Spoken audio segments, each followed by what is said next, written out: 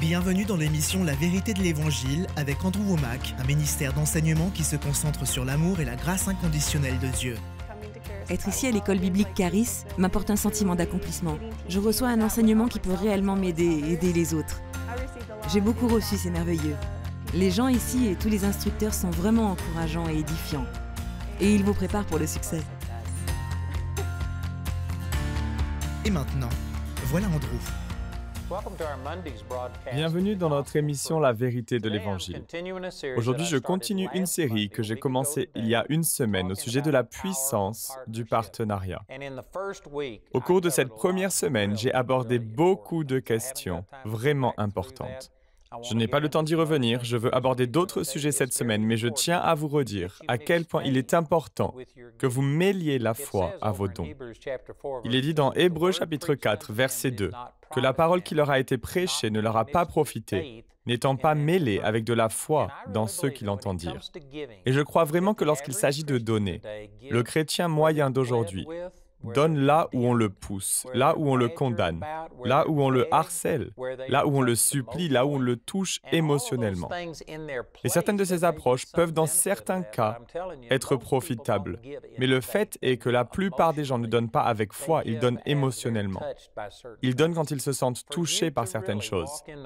Pour que vous puissiez vraiment avancer dans la prospérité que Dieu a pour vous, vous devez donner dans un but précis. Et je parle spécifiquement du partenariat. Pour que le partenariat vous soit bénéfique, vous devez comprendre la vraie puissance qui se trouve dans le partenariat. Et j'ai déjà posé la fondation pour cela, et la semaine dernière était vraiment excellente. Je vous encourage à vous procurer cet enseignement. Nous l'offrons sous forme de CD et de DVD. Nous avons aussi un DVD qui contient 5 témoignages de personnes qui ont mis ces vérités en pratique dans leur vie et qui partagent comment cela les a fait prospérer. J'ai aussi un livre sur la gestion des finances qui est vraiment puissant. Il ne s'agit pas de la prospérité au sens strict du terme, bien que je sois d'accord avec cette notion. Mais ce livre parle de la gestion ou de l'intendance. Si vous pouvez aborder le sujet de la prospérité en sachant que vous êtes un gestionnaire et non le propriétaire de ce que vous avez, cela fait toute la différence. Dans Proverbe 18:16, il est dit « Le don d'un homme lui prépare une place et l'introduit devant les grands hommes ». Pendant des années, j'ai pensé que cela parlait de l'onction d'une personne, de son talent, de sa capacité, comme le don d'enseignement que Dieu m'a donné. Et pendant longtemps, j'ai pensé que cela parlait du fait que quel que soit ce talent ou ce don que Dieu vous a donné, il vous mettra en valeur et vous ouvrira une porte et vous amènera devant des personnages importants. Mais en approfondissant le sujet, j'ai découvert que ce n'est pas de cela qu'il s'agit. Les notes tirées de mon commentaire biblique à ce sujet expliquent que le mot hébreu qui a été traduit par « don » ici dans Proverbe 18:16 est « matan ».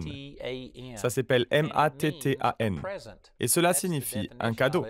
C'est sa définition et ce même mot a été utilisé 5 fois dans l'Ancien Testament. Genèse chapitre 34, verset 12, Nombre 18, 11, ici même dans Proverbes chapitre 18, verset 16, et ensuite Proverbes 19, 6, et également Proverbes 21, 14. Laissez-moi vous lire certains de ces passages où ce même mot hébreu a été utilisé et vous montrer qu'il ne s'agit pas d'un talent ou d'un don, mais plutôt d'un cadeau, un don monétaire ou physique. Dans Proverbes chapitre 19, verset 6, ce même mot est utilisé, et il est dit « Ils sont nombreux ceux qui flattent l'homme généreux. Tous sont les amis de celui qui fait des cadeaux. » C'est exactement le même mot, et dans ce cas, il est bien évident qu'il ne s'agit pas de donner une onction ou un talent, mais plutôt de donner un cadeau physique ou monétaire. Dans Proverbes chapitre 21 et verset 14, ce même mot est utilisé. Et il est dit « Un don en secret apaise la colère, et une récompense dans son sein calme un fort courroux. » Dans ces deux cas, il est très clair qu'il ne s'agit pas d'un talent ou d'une onction. Il s'agit d'un don, un don matériel ou monétaire. Revenons donc maintenant à Proverbes, chapitre 18, verset 16. Pour y utiliser ce terme en disant que le cadeau d'un homme, matériel ou en argent, lui fait une place et l'amène devant de grands hommes. Et je sais que beaucoup de gens n'aiment pas cela et s'en offusquent. Ils pensent, donc c'est comme un pot de vin. Et ça revient à utiliser l'argent pour manipuler les gens. Savez-vous que l'argent n'est pas moral ou immoral, il est amoral. Et vous pouvez effectivement utiliser l'argent comme un pot de vin. Vous pouvez l'utiliser pour obliger une personne à faire quelque chose qu'elle ne veut pas faire. Mais vous pouvez aussi utiliser ce même argent pour bénir une personne. Vous savez, un billet de 100 $ peut être utilisé pour payer une prostituée ou pour corrompre un politicien. Mais je peux utiliser le même billet pour vous le donner et vous dire que Dieu vous aime et qu'il veut que vous sachiez qu'il vous aime et que c'est un témoignage de cet amour. Il est évident que ces mêmes 100 $ peuvent être utilisés de nombreuses façons. Ce n'est donc pas l'argent en soi qui est bon ou mauvais, c'est la motivation du cœur qui compte. Lorsque nous parlons d'utiliser l'argent pour vous ouvrir une porte et vous amener devant de grands hommes, les gens pensent automatiquement qu'il s'agit d'une sorte de pot de vin ou d'une utilisation négative de l'argent. Mais cela peut être fait de manière positive. Vous pouvez utiliser l'argent pour ouvrir une porte pour vous spirituellement. Vous pouvez bénéficier de l'onction qui se trouve sur une personne. Lorsque vous commencez à donner, cela vous ouvre une porte dans le domaine spirituel. Cela apporte quelque chose dans votre vie. C'est probablement une idée nouvelle pour la plupart des gens, mais je crois que c'est exactement ce qui est dit dans Proverbe. L'argent, votre don, vous ouvre une porte et vous amène devant de grands hommes. C'est une vérité vraiment puissante. Savez-vous que lorsque j'ai commencé à diffuser mes émissions à la télévision en 2002, le Seigneur m'a dit que je le limitais par ma petite façon de penser.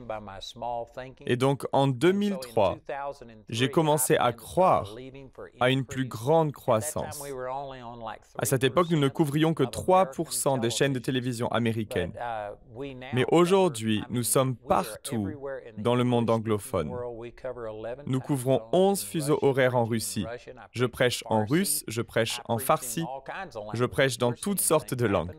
Nous voyons des miracles se produire. Des imams sont nés de nouveau au Pakistan et à Dubaï. Et ils utilisent mes ressources et l'enseignement dans leur mosquée.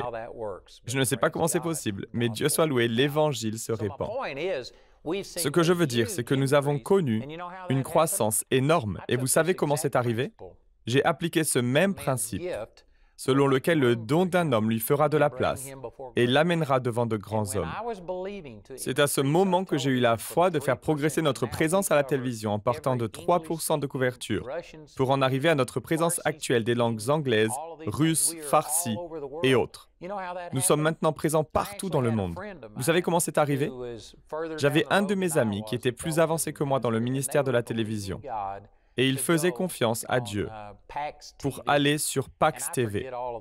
Et j'oublie tous les détails maintenant, mais quoi qu'il en soit, il avait besoin de 900 000 $ à peu près, seulement pour acheter une pièce d'équipement.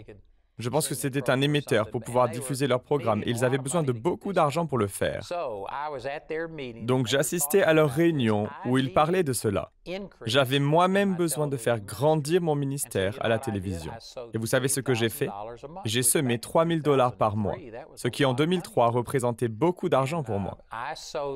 Et j'ai semé cette somme dans leur ministère, sur une base mensuelle, en sorte que mon don puisse faire de la place pour moi spécifiquement dans ce domaine et m'amène devant de grands hommes. J'ai cru que mon don pourrait me faire bénéficier de l'onction de mon ami pasteur, dont l'influence était bien plus grande que la mienne et qui était bien plus avancée. Et j'ai vu une onction sur eux, j'ai semé dans cette onction pour les bénir, car cela contribuait effectivement à leur provision. Mais j'ai aussi compris que c'était une façon de canaliser vers moi cette onction qui était sur eux. C'est comme si vous voyez une rivière couler et que vous avez soif. C'est une chose d'y plonger la main et de puiser assez d'eau pour boire. Mais vous pourriez en réalité commencer à creuser un canal et détourner une partie de cette eau vers vous. Et si vous continuez à creuser suffisamment, si vous donnez suffisamment, alors vous pourriez en fait changer le cours entier de cette rivière si vous continuez à canaliser le courant vers vous. Et lorsque vous donnez et devenez partenaire avec d'autres personnes, dans un sens, c'est ce que vous faites. Quand vous voyez cette onction sur une personne ou sur un ministère, vous vous dites « j'aimerais bien en profiter ».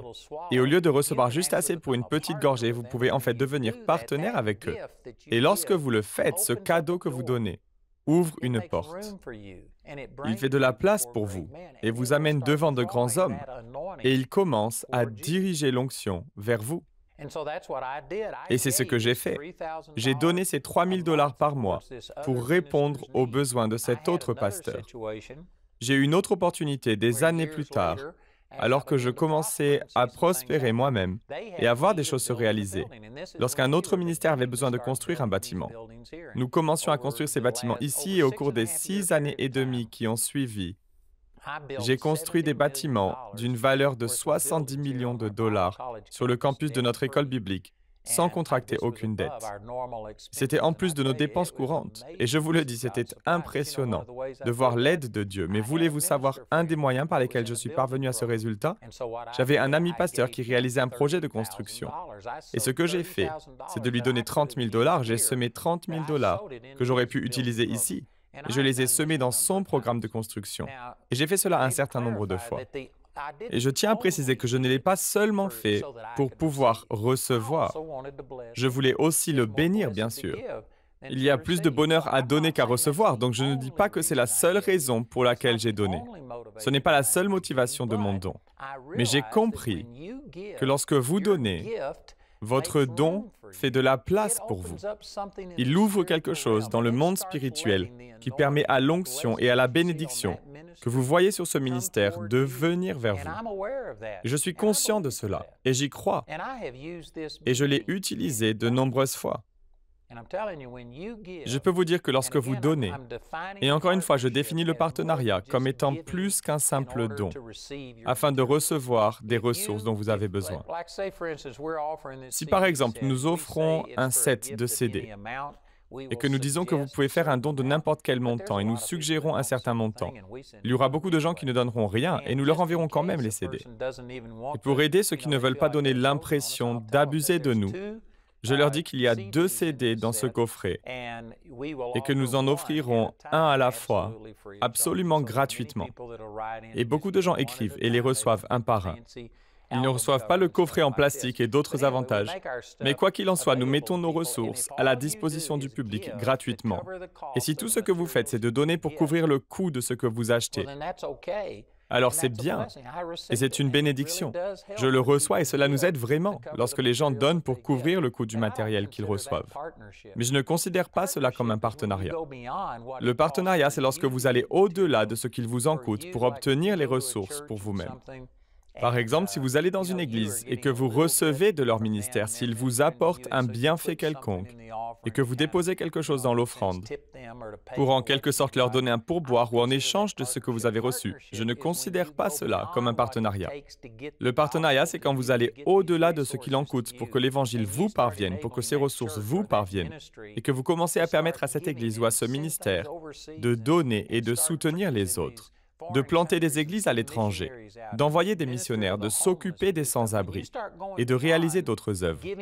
Lorsque vous commencez à donner au-delà de ce qu'il faut pour recevoir et que vous commencez à donner pour que d'autres personnes puissent recevoir, c'est cela le partenariat.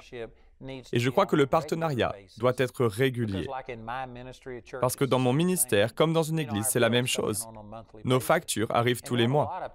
Mais ce que beaucoup de gens font, et je ne me plains pas, j'explique simplement. Je vous dis ce que beaucoup de gens font. Et si c'est votre cas, c'est OK, il n'y a pas de problème. Mais il y a beaucoup de gens qui donnent pendant l'année, mais quand les vacances arrivent en été ou à un autre moment, ils prennent l'argent avec lequel ils auraient pu soutenir une église ou un ministère et ils le consacrent à leurs vacances. Je ne vous condamne pas pour cela, mais je dis que ce n'est pas bien et c'est typique que pendant l'été, les revenus de la plupart des ministères diminuent. Comment expliquer cela? Est-ce que vous arrêtez de vivre pendant l'été? Est-ce que vous arrêtez de recevoir votre salaire pendant l'été? Non.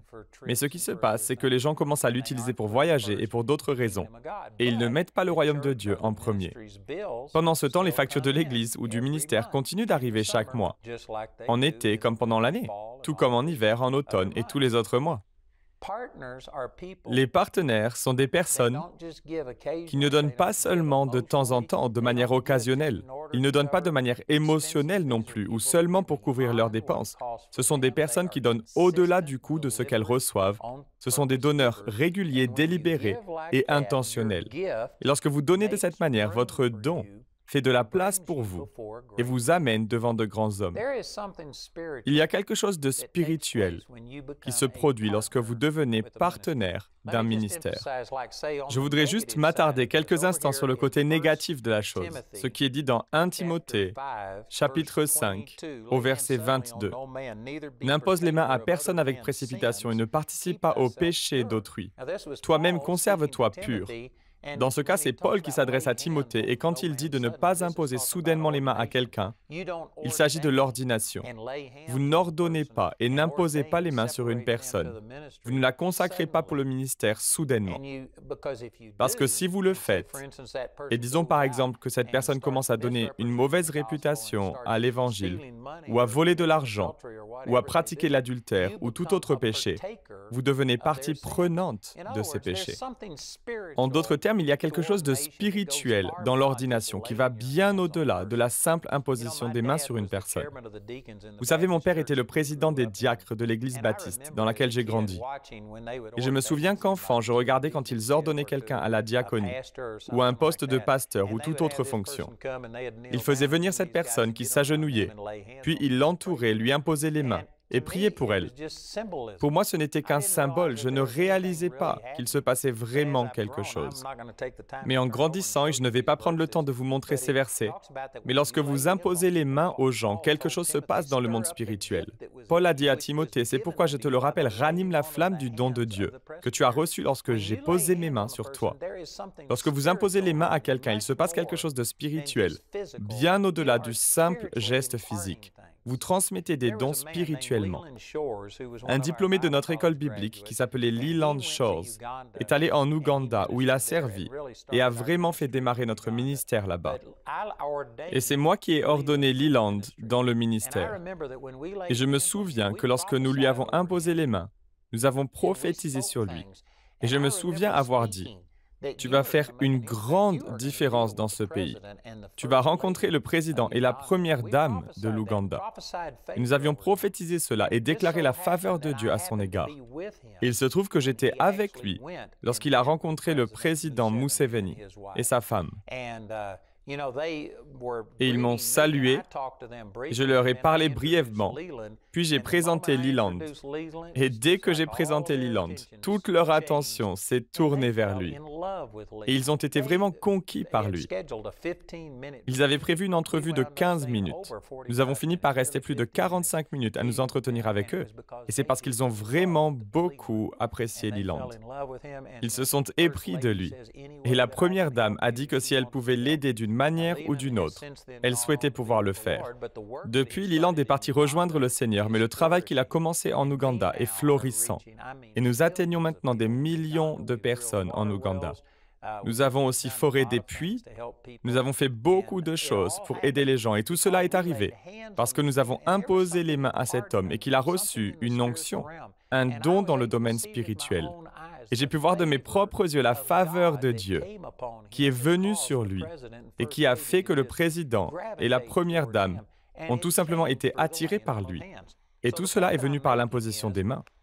Ce que je veux dire, c'est que lorsque vous imposez les mains à quelqu'un, cela peut sembler n'être que physique, mais il se passe quelque chose dans le monde spirituel. La même chose se produit lorsque vous devenez partenaire d'une église ou d'un ministère. Il y a quelque chose de spirituel qui se produit. Et dans le sens négatif, Paul disait à Timothée de ne pas le faire soudainement, sans prier et sans en être sûr, parce qu'il deviendrait un participant de ce qui se passerait à travers cette personne. Si elle vit dans le péché, vous devenez un participant de ses péchés. En revanche, si elle fait quelque chose de bien, vous participez à son succès. C'est la même chose lorsque vous faites un don, lorsque vous semez dans une église ou dans un ministère. Il y a bien sûr une dimension matérielle et le ministère ou l'église à qui vous donnez est béni, mais il se produit aussi quelque chose de spirituel. Il y a un lien qui se crée entre vous et ce ministère, et ce lien peut être positif ou négatif.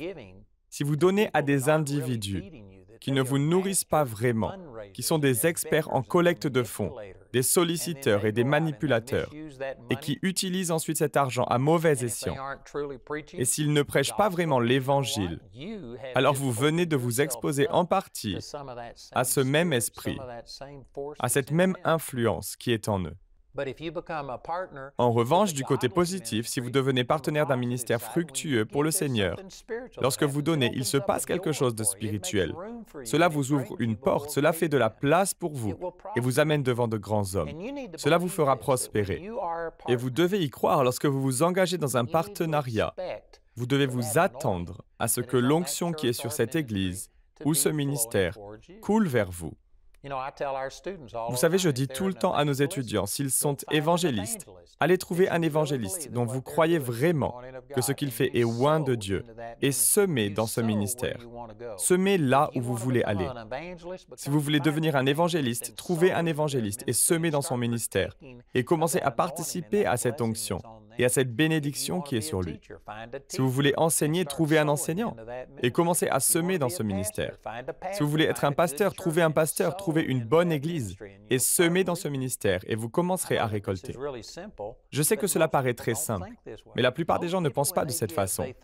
La plupart des gens, lorsqu'ils donnent, pensent à la façon dont ils vont bénir quelqu'un d'autre. Ils se disent peut-être, nous voulons bénir ce ministère ou cette église et voir des résultats. Mais vous devez aussi comprendre que lorsque vous semez de cette façon, vous ouvrez une porte et recevez des bénédictions. Et de grandes choses vont se produire, il y a la faveur. Cette onction qui est sur eux va commencer à couler vers vous. C'est vraiment puissant, très puissant. Et c'est cela le partenariat. Je ne vais pas prendre le temps de revenir en arrière. Le temps nous manque, mais dans 1 Samuel chapitre 30, David est allé poursuivre les Amalécites. Il avait 600 hommes avec lui, mais il y avait 200 de ces hommes qui étaient si fatigués qu'ils ne pouvaient même pas traverser le cours d'eau, le Bésor. Ils les ont donc laissés sur place avec tout leur équipement, tandis que les 400 autres ont continué avec David. Et après avoir vaincu les Amalécites, ils sont revenus avec tout un butin. Et il est dit qu'il y avait parmi les 400 des enfants de Bélial, c'est-à-dire des enfants du diable, des impies, qui ont dit « Nous rendrons à chacun sa femme et ses enfants, mais nous ne partagerons pas le butin de cette bataille parce qu'ils ne sont pas allés se battre avec nous. » Et David a répondu « Vous êtes des enfants du diable et vous avez tort. Ceux qui sont restés derrière avec les affaires partageront le butin de manière égale avec ceux qui sont allés au combat, qui sont allés au front. » Il est dit que c'est devenu une loi pendant tout le règne de David, que ce chargé de l'intendance recevait exactement la même récompense et le même partage du butin que ceux qui étaient allés au combat. Et il y a une application concrète à ce que nous vivons aujourd'hui. Tout le monde ne va pas passer à la télévision comme moi, tout le monde ne va pas être pasteur d'une église comme le font beaucoup. Tout le monde ne va pas être missionnaire, tout le monde ne va pas être évangéliste ou commencer un ministère pour les sans-abri. Mais toutes les personnes qui sont dans ces positions ont besoin de soutien. Et lorsque vous les soutenez et que vous leur donnez, la bénédiction qui est sur eux et les récompenses qui leur reviennent vous reviendront également. Vous devenez un partenaire avec eux et vous récolterez au centuple dans cette vie. Et dans la vie à venir, vous récolterez la vie éternelle. Vous aurez des gens là-bas pour vous accueillir au ciel. Et je vous garantis que vos récompenses sont extraordinaires. Nous disposons de beaucoup de ressources sur le sujet. Voici la puissance du partenariat. C'est un enseignement en 2 parties. Nous l'avons en CD et en DVD. Nous avons aussi ce livre intitulé « La gestion des finances ». Nous avons aussi un DVD avec 5 témoignages de personnes qui ont connu des réussites sur le plan financier parce qu'elles sont devenues partenaires et ont commencé à soutenir l'œuvre du Seigneur. N'hésitez pas à nous appeler ou à nous écrire aujourd'hui. Le programme d'aujourd'hui fait partie de la série « La puissance du partenariat ». Nous espérons que ce message vous a béni. Notre ligne téléphonique est ouverte aux heures indiquées à l'écran. Appelez-nous si vous avez des questions sur ce programme, si vous avez besoin de prière ou si vous désirez commander l'un de nos enseignements. Vous pouvez nous contacter au numéro qui s'affiche à l'écran. Ce programme a été rendu possible grâce au soutien financier de nos partenaires. Si vous souhaitez devenir partenaire, vous pouvez le faire en appelant ces numéros. Si vous souhaitez vous procurer nos ressources, vous pouvez le faire en vous rendant sur notre site awmi.fr. Nous envoyons nos colis dans toute la francophonie. Vous pouvez aussi opter pour les fichiers audio MP3 et vidéo MP4 sur clé USB. Les 10 émissions de cette série sont disponibles en DVD pour 22 €. Vous pouvez également vous les procurer en CD pour la somme de 15 €. Si vous commandez les 2 albums, CD et DVD de manière simultanée, le prix de l'ensemble baisse à 30 €. Pour tous nos téléspectateurs qui se trouvent en dehors de l'Europe, tous les produits que nous vous présentons sont disponibles grâce à nos bureaux dans votre région. Vous pouvez les contacter grâce aux détails qui s'affichent sur votre écran afin de connaître le prix dans leur monnaie locale. Andrew a à cœur que chacun puisse écouter ou regarder ce programme à sa convenance et puisse le partager avec d'autres. Si vous ne pouvez pas vous permettre d'acheter cette série, nous vous enverrons un lien afin de télécharger gratuitement l'enseignement de cette semaine en version audio MP3. Pour cela, il suffit de nous appeler. Notez que vous ne pouvez profiter de cette offre qu'en appelant notre ligne téléphonique. Vous pouvez nous appeler dès maintenant au numéro qui s'affiche sur votre écran. Nous nous ferons un plaisir de répondre à vos questions, de prier avec vous ou de vous aider à commander l'un de nos enseignements. Notre ligne sera ouverte pendant les heures indiquées à l'écran. Toutes les ressources d'Andrew en français se trouvent dans les boutiques en ligne des sites internet de nos bureaux affichés à l'écran. Nous espérons avoir de vos nouvelles aujourd'hui. Dites au nom de Jésus, je ne me fie pas à ce que je vois, je me fie à ce que dit la parole de Dieu. Il y a plus que ce domaine physique, il y a également un monde spirituel. Peu importe à quoi ressemble la situation, je sais ce que dit la parole de Dieu. On me disait que ma vie serait faite de douleur et d'isolement, et que je ne devrais même pas espérer la liberté. On me disait que je serais toujours en fauteuil roulant. On me donnait 3 mois à vivre avant une défaillance cardiaque totale.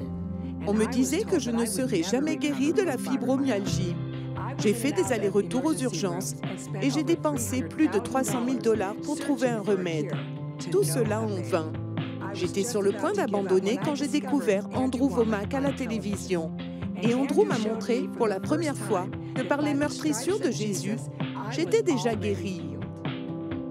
En quelques semaines, j'ai reçu ma guérison après avoir écouté tous les enseignements qui sont disponibles en ligne. Et aujourd'hui, 10 ans plus tard, je marche toujours dans ma guérison. Et je ne suis pas la seule dans ce cas. J'ai été guérie de la fibromyalgie et des maladies environnementales. J'ai été guérie de la maladie de Lyme. J'ai été guérie d'un lupus et d'une insuffisance cardiaque. C'est grâce à des personnes comme vous qui êtes devenus partenaires du ministère d'Andrew Wommack que nous avons chacun pu retrouver nos vies. Les mots ne sauraient exprimer notre reconnaissance pour votre générosité, mais il y a encore des millions de personnes qui recherchent cette vérité qui libère. Pourriez-vous nous aider à leur transmettre ce message? Vous pouvez atteindre des gens comme moi, qui sont enfermés chez eux et qui ne sont pas conscients de la plénitude de ce que dit l'Évangile, à savoir que nous pouvons être libérés de tout ce que l'ennemi essaie de mettre sur nos vies. Je ne serai plus de ce monde sans ce ministère. Et je vous encourage vraiment à devenir un partenaire aujourd'hui. Pourquoi ne pas devenir partenaire du ministère d'Andrew Wommack? Faites-le dès aujourd'hui. Pour nous aider à conduire plus de personnes vers la liberté, devenez partenaire en visitant notre site web dès aujourd'hui. Retrouvez-nous la prochaine fois pour plus de la parole de Dieu dans la vérité de l'Évangile.